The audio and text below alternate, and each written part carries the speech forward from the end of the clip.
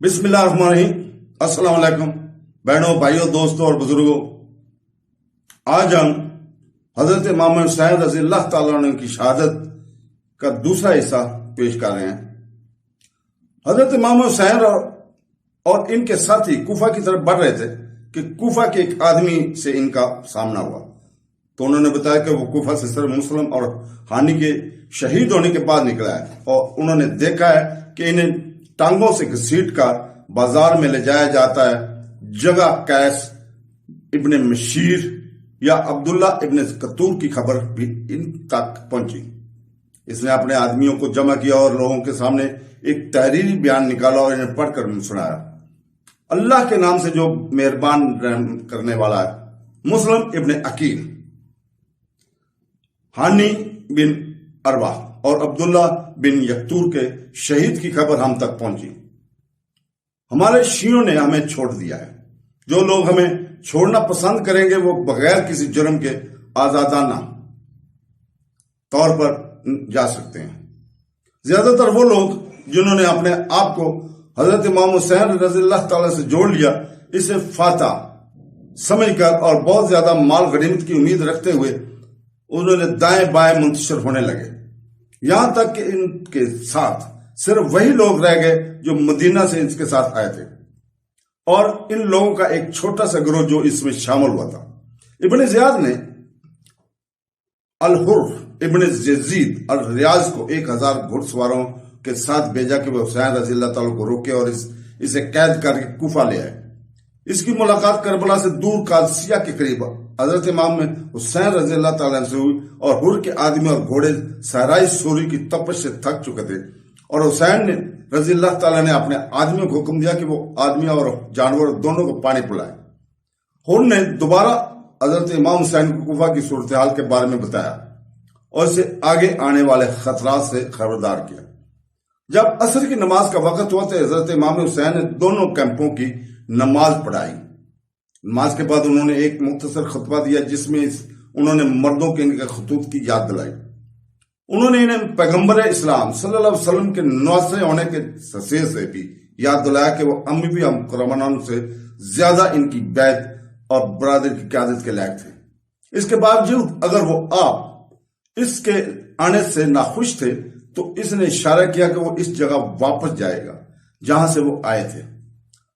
उन्होंने खास तौर पर बात की कि वो ऐसा खतरा क्यों मोल ले रहे हैं, अपनी और अपने खानदान और दोस्तों की जान को खतरा में डाल रहे हैं। ऐ लोगों, रसूल खुदा सल्लल्लाहु अलैहि वसल्लम ने जिंदगी में फरमाया, जो शख्स किसी जालिम हुक्मरान को खुदा की पाबंदियों के खिलाफ वर्जी करते हुए ऐद को मनसूख करते हुए रसूल पाक सल्लल्लाहु अलैहि वसल्लम से सुन्नत के मुखालफत करते हुए खुदा के बंदों के साथ गुनाह और जालिमाना सलूक करते हुए देखे और कौलो फेल में इसके खिलाफ जोश नहीं दिखाएगा तो अल्लाह इसे अपने घर में अल्लाह में दाखिल करेगा। तो दोस्तों, फिर उन्होंने इस हदीस नबी की रोशनी में अमवी हुक्मरानों को बयान किया। इन लोगों ने यकीन शैतान की इताअत की और रहमान की इताअत को छोड़ दिया है। उन्होंने तमाम बदनवानियों को जहर किया है। खुदा के हदूद को मनसूख करना, लोगों के मालों पर कस्बा करना, खुदा की हर को करदा चीजों को हलाल करना और जिन चीजों को इन्होंने मंजूर किया है इसे हराम करना। हजरत इमाम हुसैन रज़ी अल्लाह ताला ने ऐलान किया कि वो कानून इलाही और सुन्नत नबवी की राह में जोश और जज्बे के लायक हैं। अगर सुनने वाले इसके साथ मुकद्दस जिद्दोजहद में शामिल होंगे तो ये इनकी भलाई के लिए होगा, अगर नहीं तो वो आने वाली दुनिया में इस तरह के ईमानी अमल के सवाब से अपने हिस्से को ठुकरा देंगे। उन्हें इhtजाज किया वो इन्हें खत लिखने वालों में शामिल नहीं है। इसने इसके खतूत से भरी हुई 2 थैले निकालकर इनके सामने रख दिए और बहुत से लोग उनके नाम लिखने वालों में देखकर शर्मिंदा हुए। दूसरी मुहर्रम 61 हिजरी को हजरत इमाम हुसैन रज़ी अल्लाह ताला अन्हु करबला पहुंचे। अगले दिन इब्ने जियाद की तरफ से एक पैगाम रसां आया और उन्होंने हुर को हुक्म दिया कि वो हुसैन रज़ी अल्लाह ताला को फरात के पानी से दूर रखें, इन्हें पनाह और जय पनाह से महरूम कर दें। उन्होंने उमर बिन साद को 4000 आदमियों के साथ करबला भेजा।